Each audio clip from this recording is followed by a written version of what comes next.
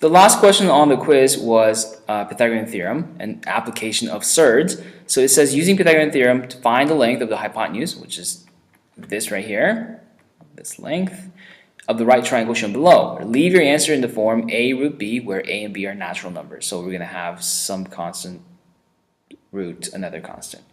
Okay. So here, how do I find this x value or this unknown hypotenuse? Well, I know that 3 root 5 squared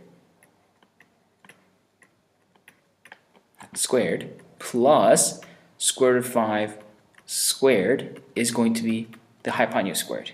So let's figure this out. What is 3 square root of 5 squared? Well, that's like 3 root 5 times 3 root 5. Square root of 5 times square root of 5 is 5. 5 times 3 is going to be 45. Okay?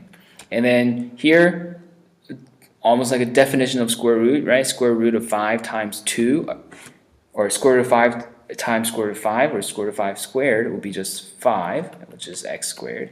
And this is 50. 50 is equal to x squared. And so x is going to be plus or minus square root of 50.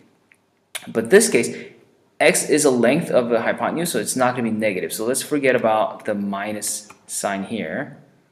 So it's just square root of 50. I'm not done because I know the square root of 50 can be simplified. 50 is 25 times 2. So square root of 50 will give me square root of 25 times 2, which is 5 root 2. So this is 5 square root of 2. And that's the length of the hypotenuse of the right triangle.